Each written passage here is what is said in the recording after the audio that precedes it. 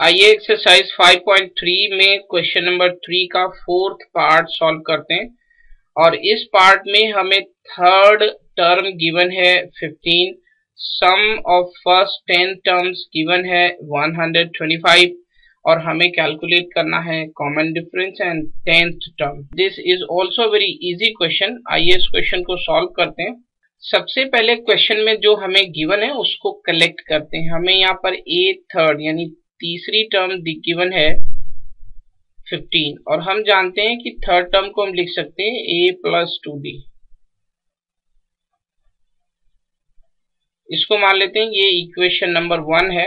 इसी तरह से हमें फर्स्ट 10 टर्म का जो सम गिवन है यानी s10 गिवन है वो है 125 और s10 को हम इस तरह से लिख सकते हैं 10/2 plus into 2a plus n यानी 10 माइनस 1 इंटू d और ये बराबर है 125 के। इस 10 और इस 125 को हम 5 से कैंसिल कर सकते हैं तो मिलेगा यहाँ 25, यहाँ मिलेगा 2, इस 2 से इस 2 को कैंसिल कर सकते हैं। तो फाइनली ये जो वैल्यू है ये होगी 2a plus 9d is equal to 25। इसको मान लेते हैं कि ये इक्वेशन नंबर 2 है। और अब इन दोनों इक्वेशंस को हम सॉल्व करेंगे जिससे कि हमें a और d की वैल्यू मिल जाए। इसलिए हम इक्वेशन 1 को पहले 2 से मल्टीप्लाई करेंगे और फिर इक्वेशन 2 में से सब्ट्रैक्ट करेंगे। तो लिखेंगे multiplying equation 1 by 2 and subtracting 8 from equation number 2. Easily we can calculate it.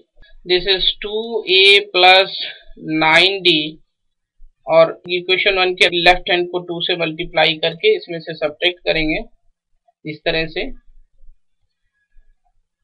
और यहाँ पर है 25, इक्वेशन नंबर 2 का जो राइट हैंड है वो है 25 और अब हम इसमें से इक्वेशन 1 के राइट हैंड को 2 से मल्टीप्लाई करके सब्ट्रैक्ट करेंगे इस तरह से।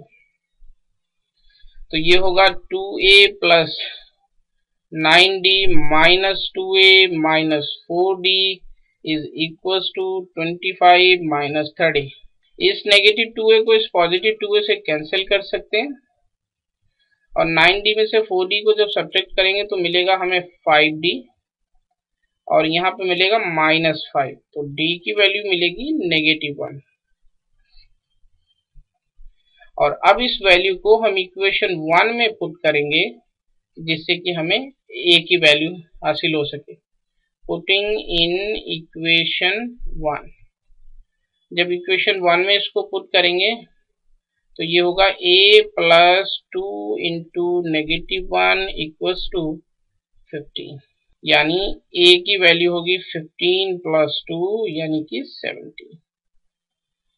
a की वैल्यू हमें मिली है 17 और हमें कैलकुलेट करना था कॉमन डिफरेंस जो कि हम कैलकुलेट कर चुके हैं। अब हमें 10th टर्म कैलकुलेट करनी है यानी a10, जिसके लिए हम जनरल टर्म का फॉर्मूला यूज करेंगे। जनरल टर्म होती है an equals to a plus n minus 1 into d। a10 this means n की वैल्यू होगी 10, a हमने कैलकुलेट किया है 17, n है 10, d की वैल्यू है -1। ये होगा 17 माइनस 9 इक्वल्स टू 8।